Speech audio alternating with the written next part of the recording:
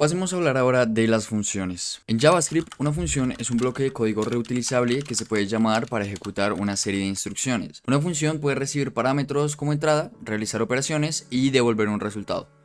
Veamos un poco más la estructura de una función. Esta es tanto la estructura como la sintaxis de una función. Puedes ver que inicializa con la palabra function, que es de hecho una palabra reservada. Tiene un nombre función, que esta sí es una palabra que puedes usar tú libremente. Y adicionalmente va a tener aquí todos los parámetros que va a recibir la función. Y acá adentro va a estar todo el código. Ahora en pantalla te voy a estar dejando una imagen para que puedas ver mejor la estructura de una función. Veamos algunos ejemplos para poder aclarar este concepto de la función y profundizar un poco más en cada una de sus partes. En este caso lo que queremos será definir una función llamada saludar con un parámetro. El parámetro será nombre. De nueva cuenta, tanto saludar como nombre van a tener los nombres que tú le indiques. Pero entonces, ¿cómo podemos utilizar esto? Lo único que tienes que hacer es llamar la función, vas a abrir los paréntesis y dentro de paréntesis le vas a pasar el valor o el argumento que quieres que se reciba como parámetro. En este caso voy a poner un nombre cualquiera, que debe ser un string, que va a ser Juan. Ahora, Juan se va a pasar como argumento a nuestra función. Aquí la vamos a recibir como un parámetro y se va a pintar en pantalla hola Juan, con el signo de admiración. Entonces, de esta manera lo que podemos hacer es saludar múltiples usuarios de esta manera. Por eso que existen las funciones, porque puedes reutilizar bloques de código. Veámoslo mejor en un ejemplo un poco más avanzado. Voy a copiar este código de aquí. Este código lo expliqué en el capítulo de Cyclops4. Te recomiendo ir a verlo, es muy bueno y vamos a ver varios ejercicios en él. Pero aquí básicamente lo que estoy haciendo es mostrar esta figura de acá. Y así dependiendo del número de filas que haya. Ahora, ¿cuál es la cosa? Si por X o Y motivo yo tengo que crear múltiples triángulos con diferentes dimensiones, normalmente lo que haría sería copiar el texto y cambiar el número de repeticiones que se va a ejecutar este bloque de código de aquí, que al fin y al cabo es el que muestra el número de filas para mostrar el triángulo. Sin embargo, por medio de la función, lo único que tenemos que hacer es llamar nuestra función y pasarle un valor numérico, por ejemplo 10. Este código se va a ejecutar con el valor de repeticiones en 10, este bucle se va a repetir 10 veces y por lo tanto vamos a tener en consola un triángulo con estas dimensiones. Sin embargo, si yo quiero repetirlo varias veces, es posible. Le pongo 15, le pongo 9 y ahora vamos a consola. Podemos ver que efectivamente se están repitiendo estos patrones tal y como queremos. Y a pesar de que se vean bastantes líneas en nuestra consola, realmente lo hicimos con pocas líneas de código, por lo que estamos optimizando bastante el funcionamiento de este código. Ahora, también quiero hablarte de algunas cosas y es que las funciones también pueden tener múltiples parámetros. Déjame explicártelo. Si nosotros queremos crear una función que nos permita restar múltiples números, en este caso lo que queremos será recibir tres argumentos diferentes, separados por una coma, y los restaremos en consola. Para esto lo que queremos será llamar la función restar y le pasaremos 10 valores diferentes.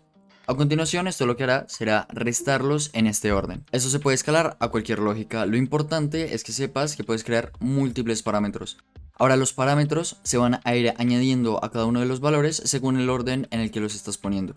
Por lo que este será A, este será B y este será C. Es importante tener eso en cuenta. De resto los puedes utilizar en el orden que quieras, ya que estos valores están asignados a estas variables. Asimismo, como podemos tener múltiples parámetros, podemos poner un parámetro por defecto.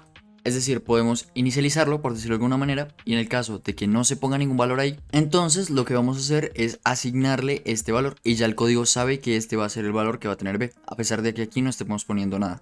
Sin embargo, estos valores se pueden sobreescribir y en este caso ya va a tener prioridad el valor que le estamos pasando sobre el valor que pusimos por defecto. Digamos que este se utiliza en caso de que no pongamos nada. Ahora, asimismo, puedes crear una función que no tenga ningún parámetro. Esto se puede utilizar para una gran cantidad de cosas. Por ejemplo, aquí arriba, si ya no quieres saludar únicamente por un nombre, sino únicamente mostrar un mensaje muy largo, lo que puedes hacer es utilizar una función que no tenga parámetros. Y lo único que va a hacer es mostrar un mensaje en consola. Puede que esto no se vea muy útil, pero si quieres hacer más operaciones o si directamente el mensaje es demasiado largo, pues no tiene mucho sentido realmente estar copiando varias veces el mensaje en el código, cuando lo podemos encapsular en una función y lo único que hacemos es llamar esta función.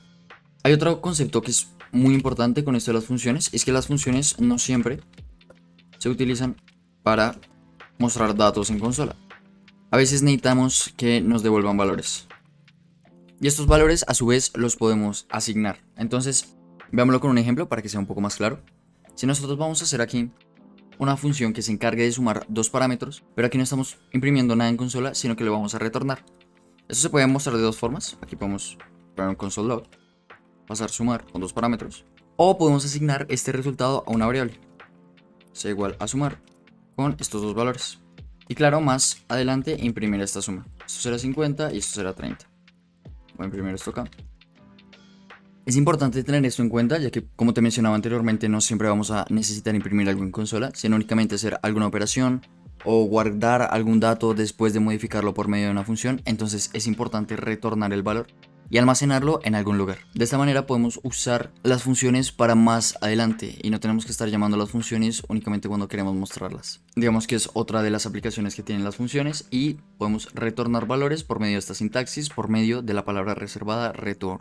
Ahora veamos un ejemplo un poco más complejo en donde vamos a incluir varios métodos y temas que hemos visto a lo largo del curso. Voy a copiarlo y voy a pasar a explicarlo poco a poco. Lo primero que queremos será crear nuestras constantes, que va a ser el nombre y la edad.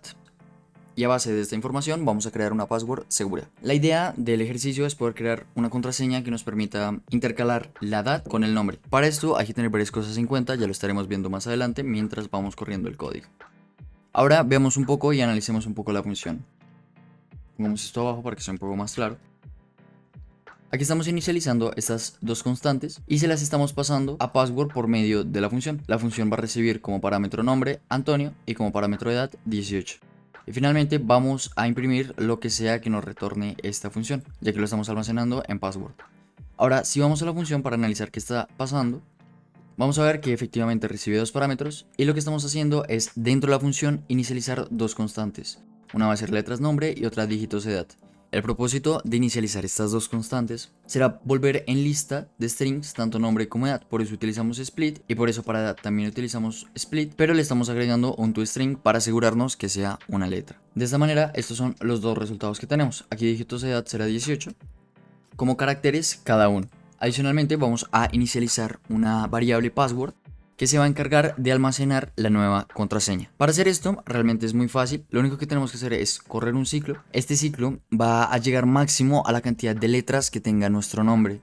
¿Esto a qué se debe? A que es muy poco probable que haya una persona con 3 cifras en su edad, es decir, que tenga 100 o más de 100 años, y que tenga menos de 2 letras. Es por eso que estoy usando letras nombre como el tope de nuestro ciclo. Lo primero que vamos a hacer dentro de este ciclo será agregar la primera letra a nuestra contraseña, y luego vamos por medio de este condicional a cerciorarnos de usar los números disponibles. Entonces, lo primero que queremos aquí será a password añadirle la primera letra, que será A, y luego como el contador que tenemos aquí dentro de nuestro ciclo en efecto es menor a la cantidad de elementos que hay en dígitos de edad, lo que haremos será también agregar el primer elemento que se encuentra en dígitos de edad, por lo que ahora tendremos una A y un 1 en nuestra contraseña. Si volvemos a iterar el ciclo podemos ver que acá ahora va a pasar a la siguiente letra, por lo que se va a añadir la N. Aquí la condición aún se cumple ya que estamos en el segundo elemento, entonces como todavía se cumple va a añadir el último número. Y cuando se vuelva a repetir este ciclo, de nueva cuenta va a agregar la letra T, pero esta vez debido a que ya el iterador es igual a dígitos edad, pues ya va a ser igual a la cantidad de dígitos que hay en edad, que es 2. Entonces ya esta condición no se cumple, no se va a volver a cumplir hasta que se acabe el ciclo, y aquí se van a copiar todas las demás letras que tiene el nombre de Antonio. Y de esta manera lo que queremos será retornar la contraseña con el valor de nuestra nueva clave. Al momento de retornarlo, se almacenará en nuestra variable password y lo mostraremos en consola. Iremos a consola y vemos que todo está funcionando correctamente. Ahora, quiero plantearte algo. Fíjate que aquí estamos inicializando dos cosas diferentes. Tenemos la variable de contraseña, bueno, password, y tenemos la constante de password. ¿No te parece raro que no esté generando algún error? Es decir, si yo aquí inicializo password como un string vacío y vamos a consola, el programa no va a correr ya que hay un error. Me está diciendo que la variable password ya fue declarada. Pero ¿por qué esto no pasa si la declaro dentro de la función? Bueno, esto se debe al ámbito de visibilidad que tienen las variables. Y esto es sumamente importante tenerlo en cuenta al momento de crear funciones. Veamos esto en el próximo video.